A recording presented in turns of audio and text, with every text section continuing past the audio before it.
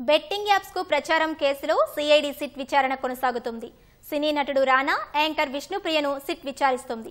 మరింత సమాచారం మా ప్రతినిధి రమేష్ ప్రత్యక్ష ప్రసారం ద్వారా అందిస్తారు.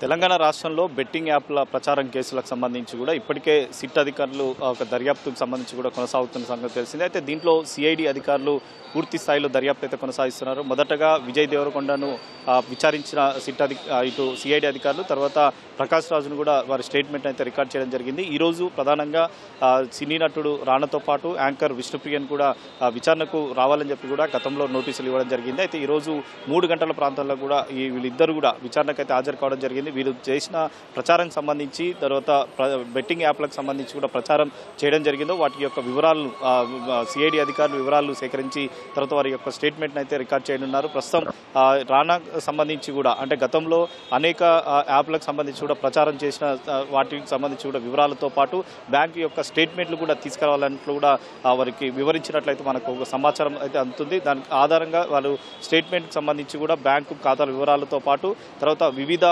యాప్లకు సంబంధించి అంటే వారు ఏ విధంగా ప్రచారం చేయడం జరిగింది ఆ యాప్లకు సంబంధించి కూడా వివరాలను అయితే సిఐడి అధికారులు అయితే వివరాలు అయితే ఈరోజు సేకరించే అవకాశం ఉంది. అయితే తెలంగాణతో పాటు దేశవ్యాప్తంగా బెట్టింగ్ యాప్ల ప్రచారం సంబంధించి కూడా కొనసాగుతున్న నేపథ్యంలో ఎంతోమంది అమాయకులు బెట్టింగ్ యాప్లో పెట్టుబడులు పెట్టి తర్వాత ఆత్మహత్యలకు పాల్పడిన ఘటనలు చూసినాం. అయితే తెలంగాణ రాష్ట్రానికి సంబంధించి చూసుకున్నట్లయితే పెద్ద ఎత్తున ఆత్మహత్యలకు బెట్టింగ్లో పెట్టుబడులు పెట్టి తర్వాత వాటిని తిరిగి రాకపోయేసరికి కూడా చాలామంది అమాయకులు ఆత్మహత్య చేసుకోవడంతో కూడా ఇటు పెద్ద ఎత్తున ప్రచారం ఎవరైతే ప్రచారం చేయడం జరిగిందో వారి సినీ నటులు కానీ తర్వాత సినీ నటుతో పాటు యూట్యూబ్ ఇన్ఫ్లుయెన్సర్కి సంబంధించి కూడా వారు పెద్ద ఎత్తున ప్రచారం చేసి వివిధ బెట్టింగ్ యాప్లకు కూడా ప్రచారం చేయడంతో కూడా ఇటు ఈడీ కూడా కేసు నమోదు చేసి వారి స్టేట్మెంట్ కూడా రికార్డ్ చేయడం జరిగింది. అందులో భాగంగానే తెలంగాణ రాష్ట్రం సంబంధించి కూడా తెలంగాణ రాష్ట్రంలో వివిధ ప్రాంతాల్లో కూడా బెట్టింగ్ యాప్లపై కూడా కేసులు అయితే నమోదు కావడం జరిగింది. కాబట్టి వాటిని అన్నీ కూడా ఒకే వాటికి సంబంధించి కూడా ఇటు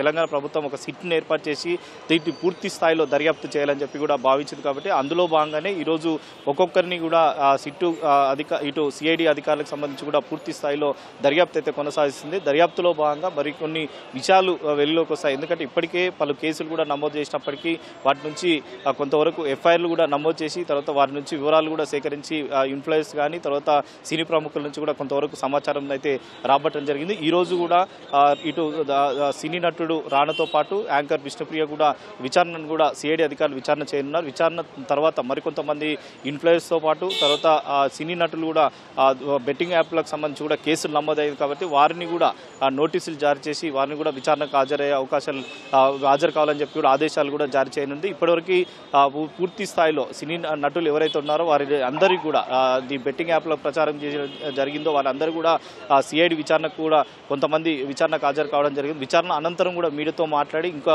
భవిష్యత్తులో ఇంకొకసారి ఎప్పుడు కూడా ఈ బెట్టింగ్ యాప్ల జోలికి వెళ్ళాం, తర్వాత ప్రచారానికి సంబంధించి కూడా చెయ్యం. అందరూ కూడా బెట్టింగ్ సంబంధించి యాప్లు ఏవైతే ఉన్నాయో వాళ్ళందరూ కూడా బెట్టింగ్ యాప్లో పెట్టుబడులు పెట్టకుండా తస్మాత్ జాగ్రత్త అని చెప్పి కూడా వాళ్ళు సూచించిన పరిస్థితి అవుతుంది. ఈ రోజు రానాకు సంబంధించి కూడా విచారణ తర్వాత మరి ఎలాంటి విషయాలు మీడియాకు వెళ్ళిస్తారు లేదని కూడా చూడాలి. ఇప్పటికే బెట్టింగ్ యాప్లకు సంబంధించి కూడా పూర్తి స్థాయిలో సిఐడి దర్యాప్తు అయితే కొనసాగుతుంది. కాబట్టి దర్యాప్తులో భాగంగా మరికొన్ని విషయాలు వెలుగులోకి వస్తాయా లేదనేది కూడా ప్రస్తుతం అయితే వేచి చూడాల్సిన పరిస్థితి అయితే ఉంది. Photo studio.